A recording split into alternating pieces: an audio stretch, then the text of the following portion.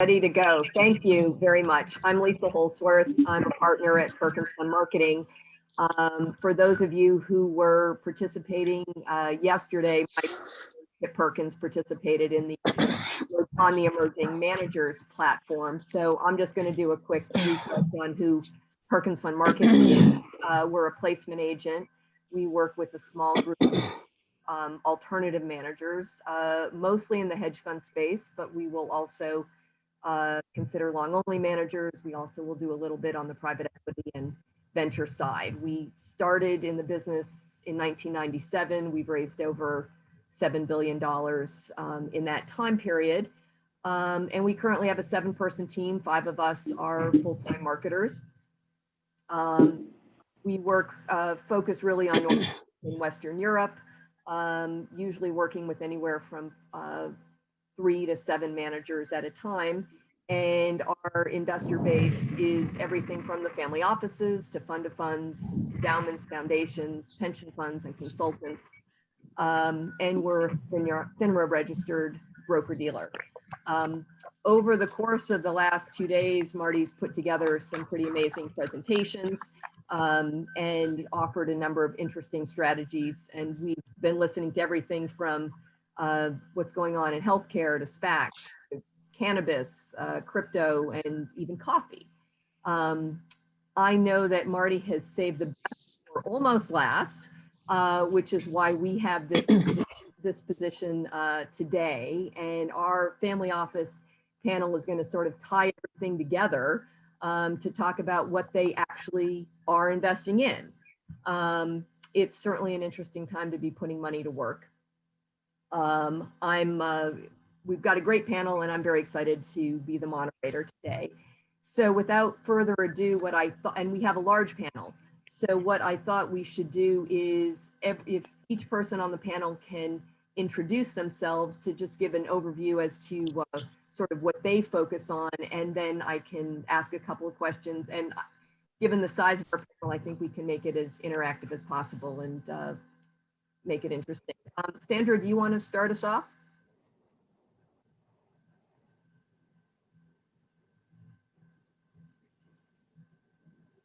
Sandra. Is she, maybe she's frozen.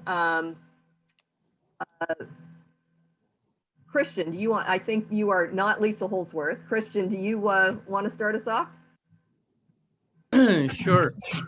Christian, Malek, we're based in Switzerland, so we run a single family office in Switzerland.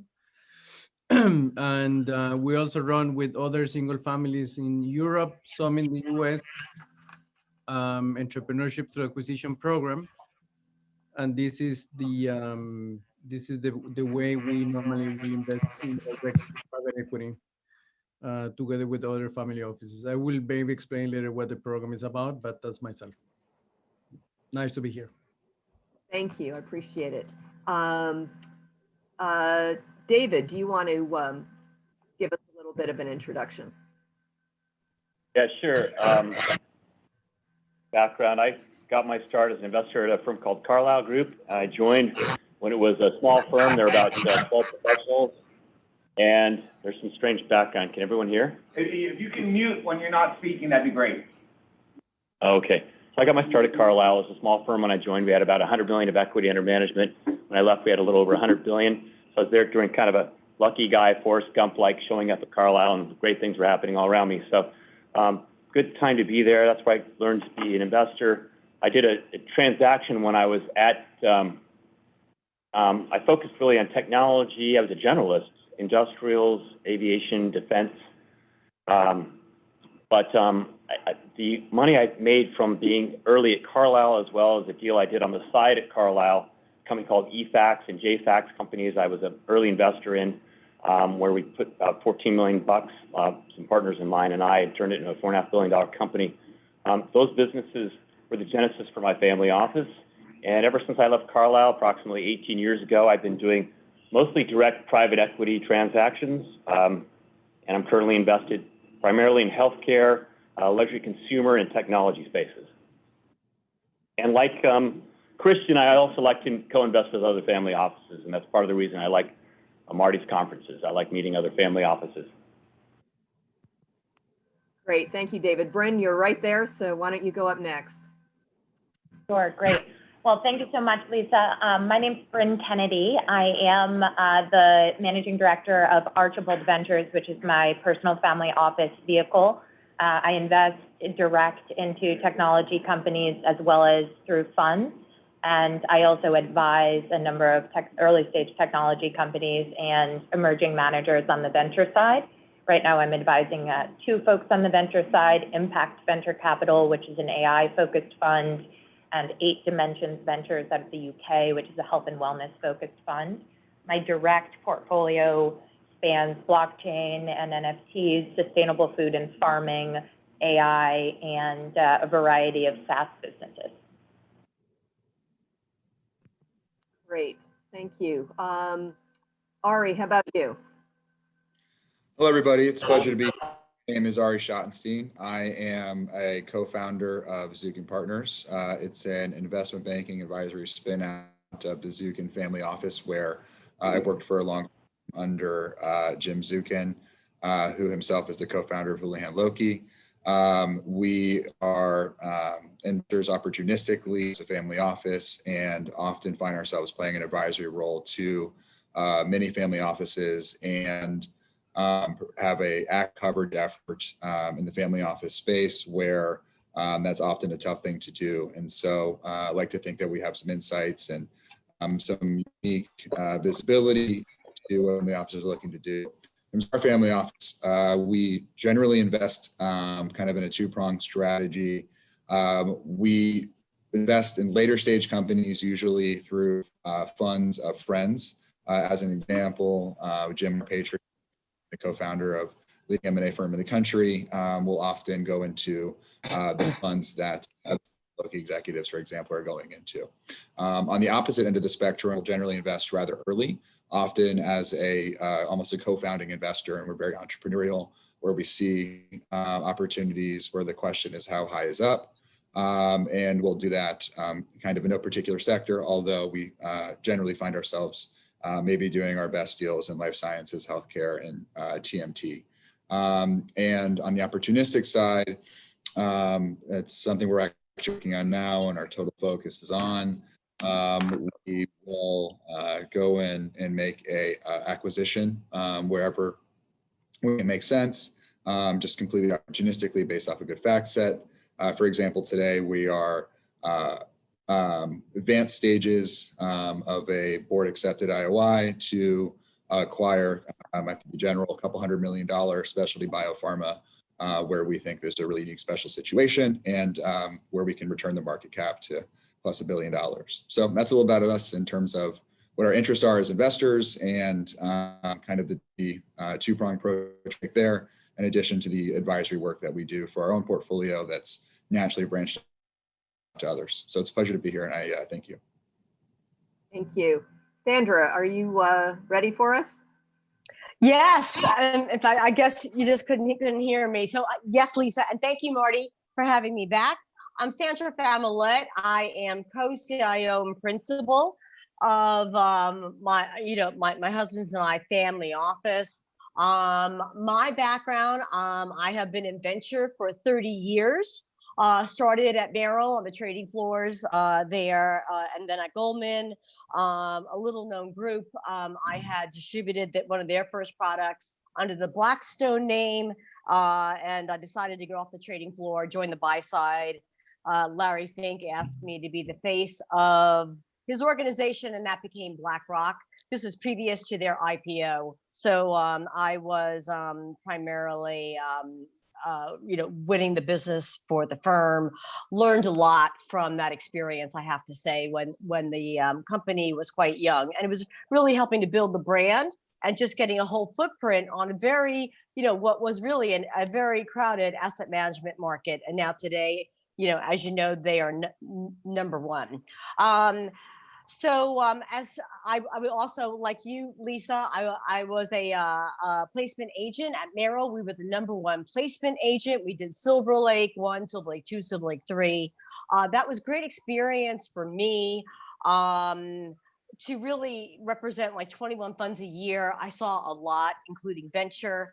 that really helped me now. I continue with that role. I have my own business, but now that's a great background to have for managing my own family office. We do almost everything in the private markets. That's where we really feel the growth. And I can go into it a bit later on, but we really do a barbell strategy. We have done seed and then growth equity in a number of areas that a lot of other people had mentioned, but primarily AI, robotics, SaaS, blockchain, healthcare, IT. Thank you, Sandra. Russell.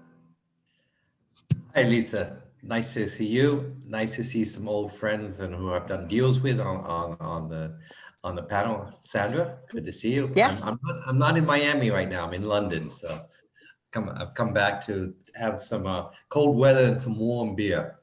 I am a fourth generation Anglo-Brazilian family. Our core business is real estate development, but over 20, it's amazing. Actually, over 25 years ago, I started doing venture capital and became a partner in Latin America's oldest private equity venture capital firm.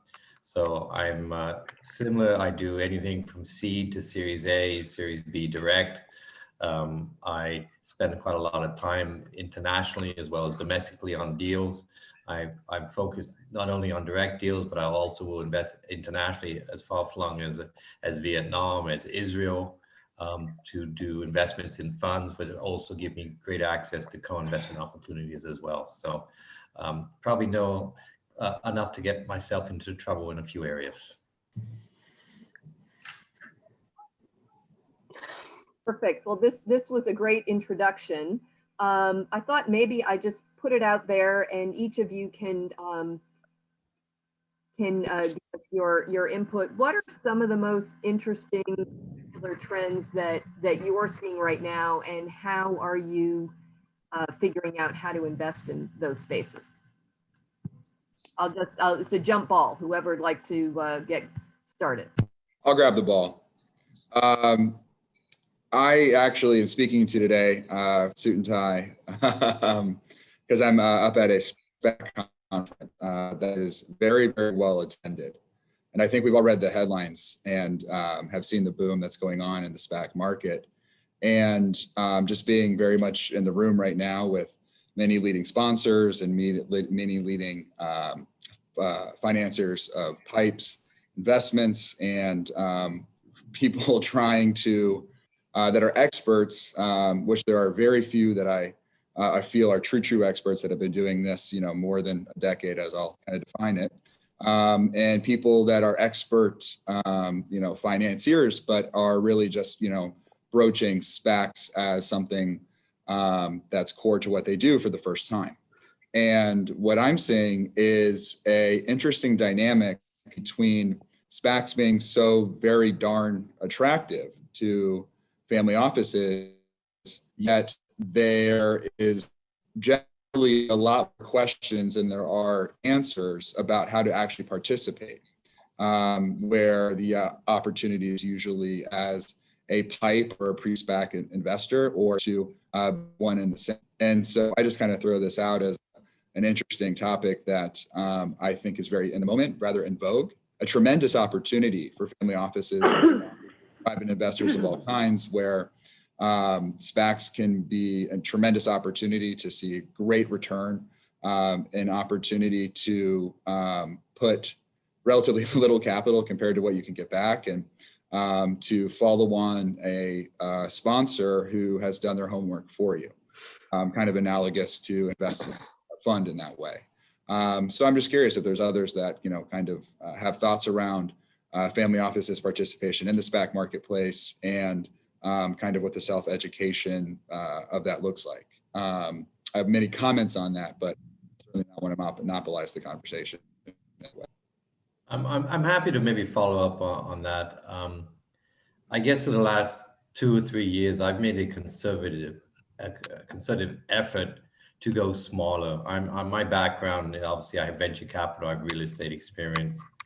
And frankly, I found that as the price points have gone up, especially in the US, one can look abroad, but we put that to a side because you can find international companies trading at, opportunities trading at better multiples than in the US.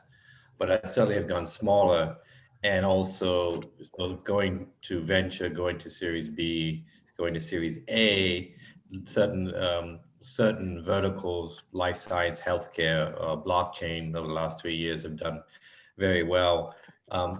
I think the key is really, if you're doing deals, have access to good deals, good family offices, and good companies. And I had to admit, and I'm a little biased, so don't forgive me for that, but I think SPAC's a little too late in the whole process these days. I have certainly seen, looking at our returns, the real estate gives the income, the yields, but I've certainly made an effort to go to smaller, get better price points, and that's worked out well. Even these days, if you look at companies that come public, compared to 10 years ago, they go public much bigger, much more expensive than they did 10 years ago. And so I'm just not a big believer in SPACs. I'm not saying they're not individual, that there could be some good ones, but I'd rather go with a group of family offices that I know well, investors that I've gotten to know, entrepreneurs I've gotten to know, and I just think there's more upside on that. So that's my personal opinion that I've implemented. I'll just quickly say I agree. I'm actually the guy walking around the conference saying not so fast, sitting here with our to be published SPAC risks report, and where we go into detail about every possible misstep there can be. Yet there is, an opportunity to win if it's the right fit. So I just wanted to add that we aren't so far apart. Great. Any other trends that you would like to bring up? Maybe Lisa, I can intervene. So just very quickly, so we run a program, right? So it's a program where people who believe could run a company applies to it. It's a 7-year program. So they first are given a lot of tools and training for them to search for a company to acquire. And therefore you see a lot of trends in terms of what topics people like in terms of the people applying to the program. And I think there are 3 clear themes out there. One is renewable energy, anything that has to be with circular economy. I think people is now very excited. In Europe also, there's a lot of money put into that space from governments and so on. So that's clearly one. The other one is, as you might imagine, e-commerce with COVID. Now everyone is talking about e-commerce and so on. So there's a lot of people applying for e-commerce, but also a lot of deals on the e-commerce space. And I think the last one is the silver, what we call the silver tsunami. So everything around healthcare, elderly, older population, and so on. So I will say those 3 are. I can tell you from last year, we received around 3,000 applications to the program. And I will say around half of those were around those 3 topics. So a lot of people applying on those interesting trends. Yeah. At the early stage of the technology market, so the opposite side of SPACs. And just to hit on that, what I think is exciting about the SPAC market is it does pull up investment timelines. On the venture side, we see a lot of SPACs engaging with companies much earlier in their life cycle than might traditionally have been possible through.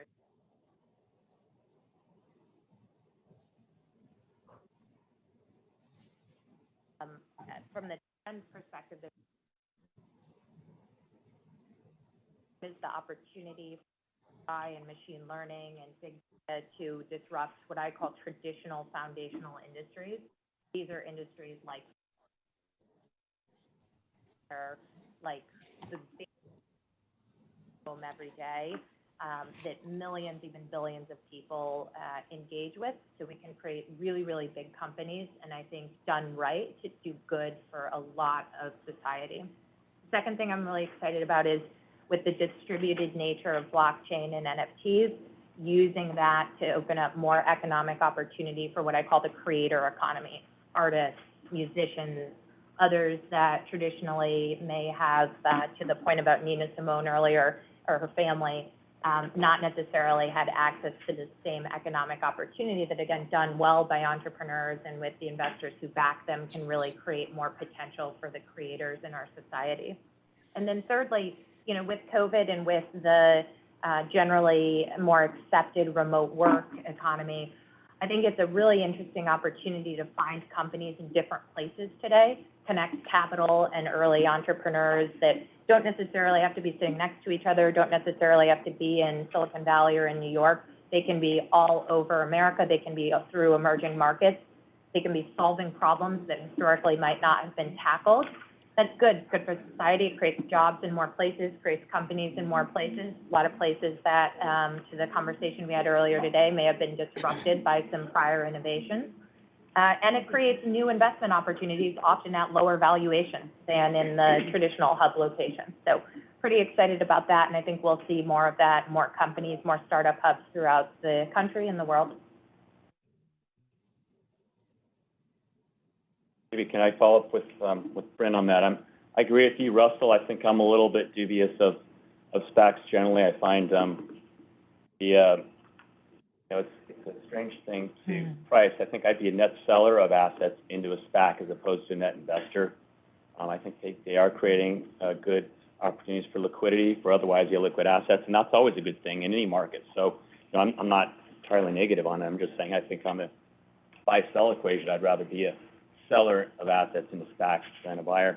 And I agree with you, Russell. I think the pricing, it's interesting. You look at the last 10 years of traditional private equity and these venture firms that call themselves venture capital firms that just want to write larger and larger checks and show up later and later stage because they see the law of large numbers. They want to be like a Blackstone or Carlyle, and they'd rather turn $100 million into $200 million rather than turn $10 million into $110 million and get paid the same. So I think that's created a lot of opportunities for family offices to show up earlier and earlier stage in these businesses and at the same time get better pricing, have a larger outsized influence over the outcomes of the business, whether it's at the board level or changing management or having a big influence on management.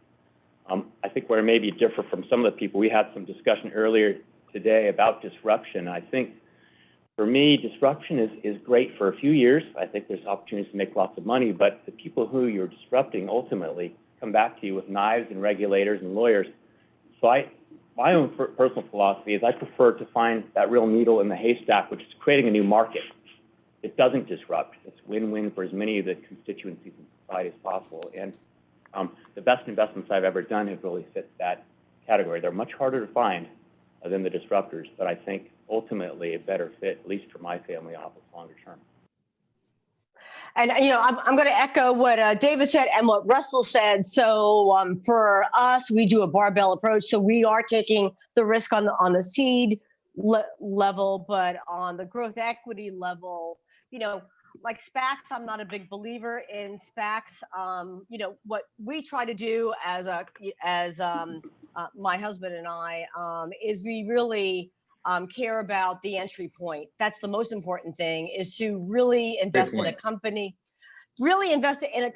where, just like what Russell had said, we look towards the smaller markets in the US, the smaller markets in Europe, whether it's Amsterdam, Berlin, you know, et cetera. So it's really the entry point.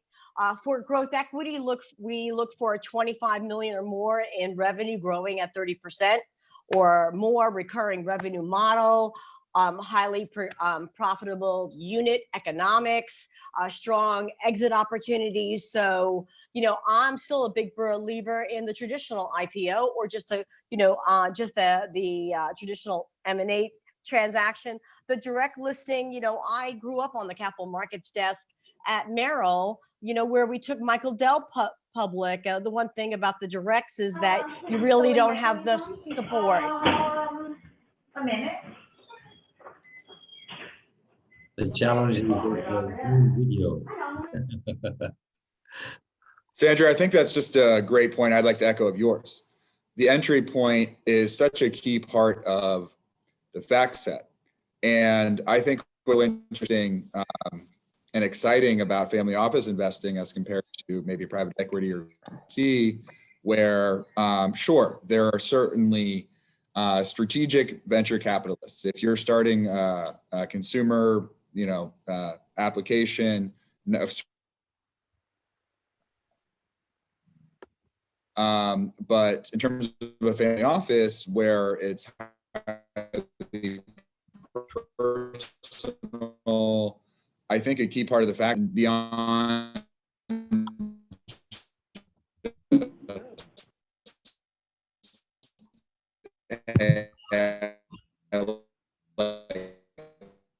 Ari, I think we're having a bit of an internet problem. this is my typical check size. Am I frozen? Ari, can you hear me?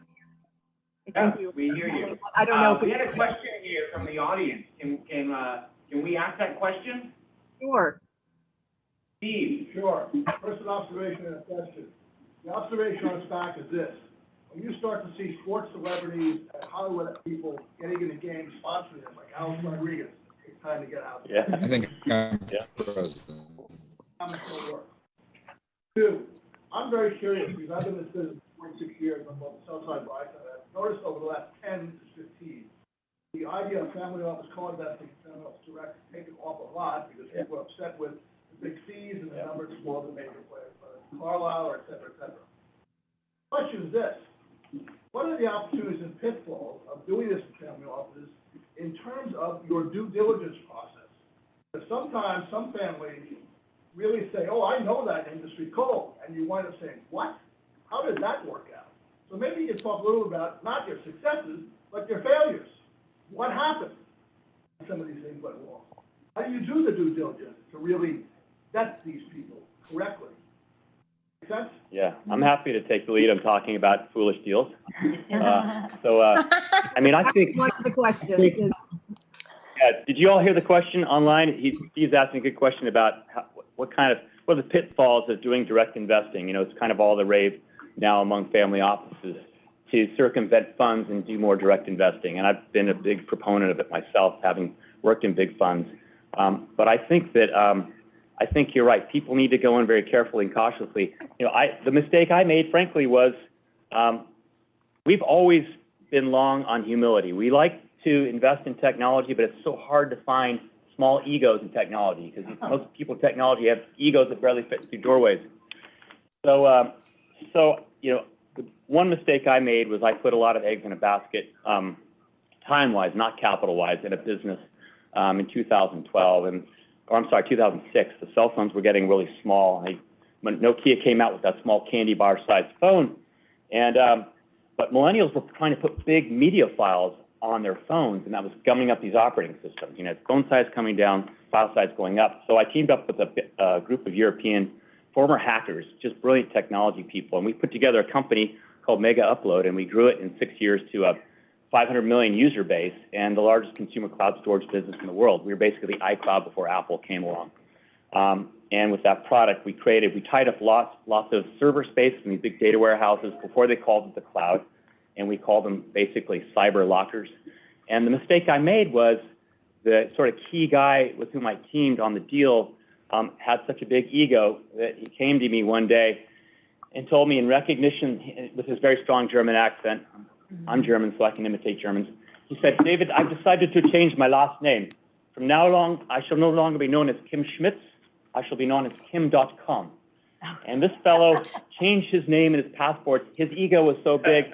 And then he wound up screwing the business up beyond belief. And we took a beautiful business that was about, no.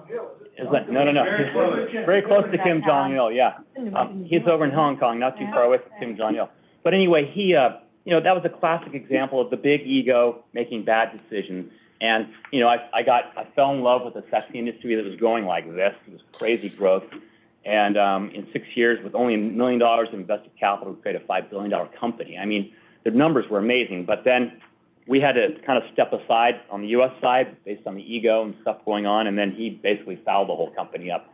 But anyway. There might have been some global macro aspects involved as well, such as that they were the only non-American player in the cloud industry at a point where people were like saying, hey, you're putting pornography on the cloud. Yes. They're stealing movies. You're they're right. Stealing music. It's true. So it was very, I mean, maybe you can tell the story about what happened at Yeah. how he got arrested. Well, it's an interesting story because, yeah, he picked a fight with the U.S. government because the entire team, not only did they have, well, not the entire team, not only did he and one of our other guys have a huge ego, but they were rabidly anti-U.S. military, and we were at the height of the war in Afghanistan and Iraq, and the FBI called one day and said, we'd like to audit your company because you have such a big part. We were 4% of the entire World Wide Web flowing through our servers. We're a huge company. And in 6 years, that's how quickly it grew. And so he basically said, F you, U.S. government. You're going to keep your hands off our servers. And the government said, well, we'll see how that works out for you. And then he got into a fight where he was trying to embarrass people in the White House and Congress and from over in Hong Kong. So anyway, great long-term growth strategy internationally for the U.S. But they were taken down simultaneously by Black Hawks and Navy SEALs. Yeah, Didn't they go hide out in New Zealand? Yeah, they're in New Zealand. Yeah, you guys know the story. Yeah. All over the paper. Yeah, 60 Minutes did a full-blown expose. But the day I recognized how smart my tech team was in retaliation for the heavy-handed way in which the government was going after my former business partner at that time. The entire hacking group, Anonymous, shut down the CIA and FBI websites for 3 days on the front page of the Wall Street Journal. So my guys really, they really were the high priest of technology. So maybe the ego was there, but anyway, that's my screw up I wanted to share with you all. So, I'm happy to follow up regarding due diligence. So my husband, he was, when I had met him, one of the top 5 CLO hedge fund managers. So we have a very different perspective. I'm a venture girl and he was a hedge fund guy. I married into the Lufkin family. His uncle is Dan Lufkin of DLJ. So we really have a very strong internal family office team with given our backgrounds. But I don't discount our fund managers. Now that is considered more co-investment, but we do really carefully select the fund managers that we invest in. So we rely upon them for due diligence. I also have a trusted network globally of families that to have a different expertise in different industries. Russell and I have shared ideas. It's very just so very valuable to really use your trusted network of sources. And so there are families that have more expertise in one area versus the other. And then we're happy to share our areas of expertise. And sometimes to invest in the blockchain space, not only did we invest in fund managers, but I became a venture partner to a Hut Capital, which is really the only pure venture blockchain fund of funds. I did that because we have been heavily investing in this space, and it really keeps me on my toes, and it really helps me, just having that global view of all the different fund managers in that space and what directs are doing well and what strategies are doing well, just like what Brianna had said about NFTs. I mean, I think that you can lose a lot of money in that space unless you really know what you're doing or working with a fund manager that really, has been specializing. I actually think that the blockchain space, that generalist type of manager is not going to cut it, because I think that just like with the other areas of venture capital, that generalist venture capitalists no longer exists. So we're looking for people with areas of expertise. I'd like to just to piggyback on what Sandra said, I'll follow up with, I think her point about seeking out experts in different spaces and different offices having different expertise is a really good one. From my perspective, the reason I focused on early stage technology companies, I was a tech founder and CEO for the last 12 years. I also did some politics, ran for Congress. So, I know how to build companies. I know about regulatory barriers and how to navigate that as well. I built a business from my kitchen table to global operations, raised $110 million in venture funding behind it, operations across 100 countries. So, you know, and I did a lot of fundraising and go-to-market focus for that. And what I find in the technology space is there's a lot of money out there, there's a lot of good engineers, and there's a lot of good ideas. But there's a heck of a lot of people that have no idea how to sell their product, who buys it, how to get it to market, how to grow that business, do a growth strategy. That's what I'm really good at as an operator. So bringing that lens into companies and then saying, okay, how can I help this business be a success? How can I help this entrepreneur make a productive growth plan, bring in other family offices or other investors in different stages? It's how I approach this.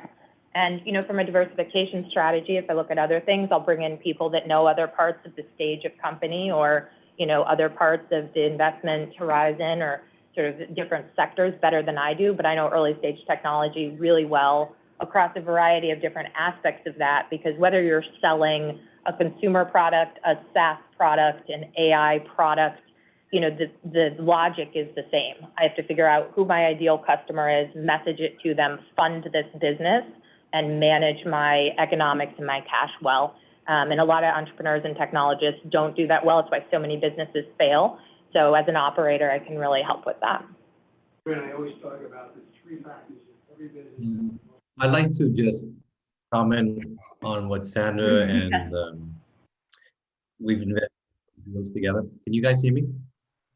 Yes. So Feel free to go. I have one of the things that is important to do is kind of know what you're good at and what you're not good at, and surround yourself with people who are better than you. I've been investing in life science. I've been investing in medtech, fintech, edtech, blockchain. Some of the foremost for 20 years, blockchain the last 30 years. I think you can't be afraid to go and learn and to learn new things and to teach yourself. I think that's extremely important, but you also have to realize your shortcomings and not let your ego get in front of you to make some decisions. You got to go at it very methodically. I think generally one has rules, but then also I think you can change those. I'll give you an idea. I like direct investments. But then I recently, and we'll be investing, Sandra and I've done quite a lot of blockchain together. I've done 5 investments in funds because those funds give me the co-investment opportunities. So I do direct investments, but I have no problem doing co-investments with people who are better at it than I am, who have more experience. Give you one idea, I'm going to be investing soon in an Israeli venture capital fund. I think Israel has one of the few places in the world that's basically been able to replicate Silicon Valley. And I found a group, happy to share more details, called Benson Oak. They have a 13x multiple realized. I laugh at myself and said, maybe I should just sit on the beach the last 30 years, because I'll be honest, I haven't had a 13x multiple at the same IRR as he has. But it gives an opportunity to do good co-investment opportunities and in the whether it's AI, blockchain, passion, where there's other ways to define it. But I know when you find you invest, we invest in people. And that is, I don't think the trends are that hard to get. I also think, maybe because I have a global experience, I've lived on 3 continents, I don't think it's that hard to make comparisons and see which countries are doing perhaps better, same sort of deals. And I won't say repeating what happens in the US or Western Europe and then maybe tropicalizing it, because there's a lot of opportunity out of Asia as well. So I don't want to be condescending and say only ideas come out of the US, because that's not true. But you can take you see certain trends and you can replicate them, and you can and to really find, we invest enough that the trends are not that difficult. What's difficult is to find people who consistently are able to execute well and over many different investments and different life cycles. And I think that's the key to doing well, whether you're investing in direct investments or co-investments, and how to do well. And we've all done well, and we've all done not so well on individual deals. I think we have to admit that and learn from that. So that's really what I'm trying to do as one goes forward and gets a little bit more experience, a little bit more gray hair. And anyone, I know that David and I know Brynne are focused very much on direct investments. Russell has said he will look at both direct and co-invest. Is there anybody else that'd like to volunteer how they break out what they're doing direct versus co-investing, how comfortable they feel in that and where they put their energy? maybe in my case, it's a bit different. So basically the program, normally every candidate that is looking for a company to acquire has around 12 to 15 co-investors, and no co-investors can have majority. But at the end of the day, all the members of family office that are participating within the program, they allow the program to run the show, right? So there is a centralization of the whole M&A, due diligence, and the search process of companies. So just to give an example, we spend around 6 million a year just on searching for companies, with around 12 candidates both in Europe and the US, right? So it's a way to make sure that everything is well done, centralized, and made efficient, right? That's somehow the way we do it.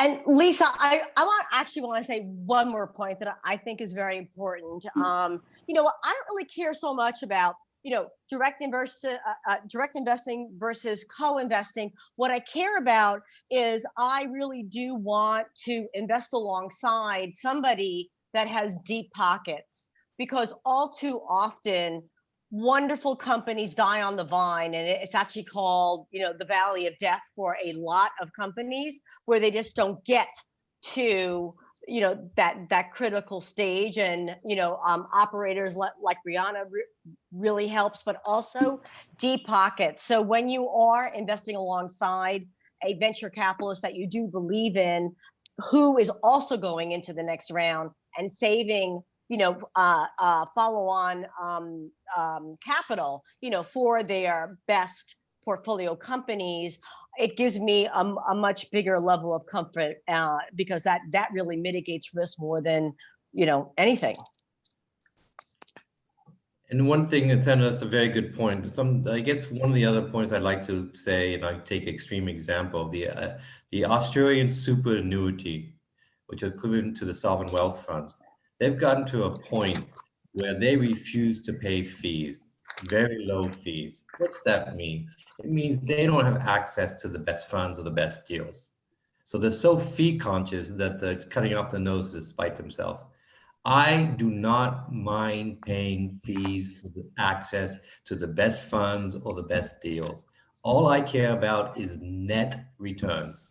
I don't know why people get so caught up on that. I couldn't care less about that. If I have to pay up to get into the best funds, the best deals, whether it's 2 and 20, SPV, absolutely fine, because there is a line from here to wherever trying to get into that deal.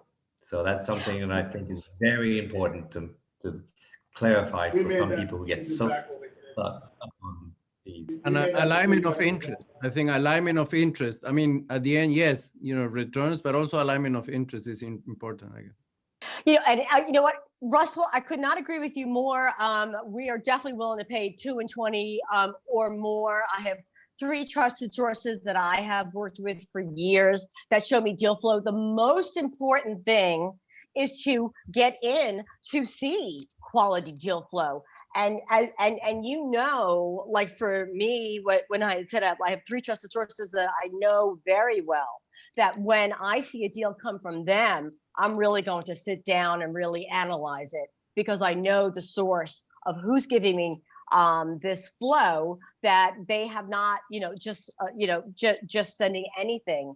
It's their reputation on the line as well. And that helps me sift through, especially how many people are inundated with emails and all,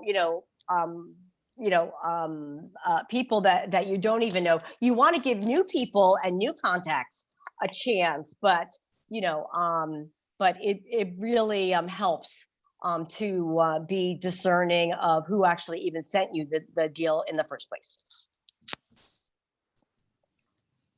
That was actually a really good question. I was wondering how each of you what kind of filter each of you have. You've got some trusted sources that, you know, are always going to, you know, you're going to pick up the phone for them or answer that email. But how do each of you filter everything that you're seeing? Because I get it, there is a lot of opportunities out there, and I don't really understand how you can each get through what I'm sure is being served to you. I think personal relationships mean a lot. that's why I'm back in London. Because of COVID, I haven't had a chance to be in London since October 2019. And I made a decision, despite having the vaccines here, they make you quarantine for 5 days, which I'm doing. And I've come back because I want to make sure I keep the contacts that I've had over the years alive. Yes, matrix are important. We all read a lot, but I'll give you an idea. There's 5,000 funds, private equity funds, venture capital funds raising at the same time, and a quarter of them, and I would say 50% of them claim to be in the top quartile. Well, let's just say it's a quarter, 1,250 if I do my mathematics correctly. I'm not going to look through 1,250 funds in a year. I just cannot do that, and my team cannot do that. So if I have a trusted source that I've gotten to know over the years, and they're looking at a deal, that deal goes near the top of the pile. It goes into the pile instead of just noise. Crowdfunding is wonderful, etc., but there's just too much of it. You got to filter it. Fortunately, we're not yet replaced by robots. I hope for my professional career, it won't be the case. And so you rely on people that you get to know over the years, and it's some of the soft issues. It's not just the numbers. I think as we get more successful, we want to deal with people we enjoy. So the soft issues, if I can't have a beer with someone or a coffee with someone and feel comfortable, I'm not going to do a deal with a person. I don't care. Money's not the only thing in life. So that's how I look and filter going forward. And as I get older, I even feel more and more comfortable with that philosophy. I sleep soundly at night, and I think that's very important. I think it comes down to just, fundamentally building relationships like everything else, events like this, et cetera. I mean, from my perspective, I see a lot of early stage technology deals because a lot of technology entrepreneurs want operators as their investors. They want people that have sat in their shoes. They want people that can sit on their board and be, entrepreneur friendly and understand the ups and the downs and the time horizons and bring some value add. So, I think all of us have different sort of value propositions from our prior careers and our prior backgrounds. So being able to build relationships at events like this and share deal flow and have access points into different parts of the market is really, really valuable. Well, there's events like Marty and there's other kinds of programs. So one of the things that's a secret sauce is there's a group called Forge, by Fidelity. There's 45 groups around the country.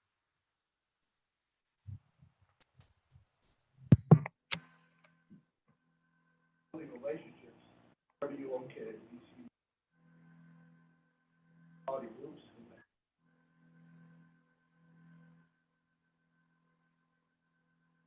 A key screen for me and our family office is really making sure that the people we back, we spend a lot of time getting to know the people. And that's one huge advantage, obviously, we have in the private markets you don't have in the public markets is you can sit down and you can meet the CEO and CFO and meet their family and spend, lots of time at dinner or whatnot. But a key thing for me really in our family office is their skin in the game. And are the entrepreneurs we're backing willing to put a lot of their own capital in or be at risk? So when I was at Carlyle Group, I introduced kind of a new program, which is we would tell our management team we'd like them to invest, and we'd actually make accommodations to loan money from the balance sheet to the entrepreneur to buy more stock. And that really kind of separated the wheat from the chaff, if you will, because people who really have the fire in the belly, really committed to it, are willing to go borrow money to buy more equity. Yeah, and it's basically sort of like a form of golden handcuffs. It also helps a lot around the non-compete issues you have in a lot of states in the U.S. where non-competes aren't really enforceable. But you know what? Someone's gone and borrowed a lot of money to buy stock. The outcome with the major investors. So I like that. That's another key screen for me in our family office. Perfect. Thank you. I think Marty was signaling we were close to done. So maybe this is a good spot to close up. I know we're trying to keep on maintain a schedule. So I just wanted to thank everybody on our panel for the time and the effort to go into this. I certainly learned a lot. I appreciate it. Thank you, Lisa.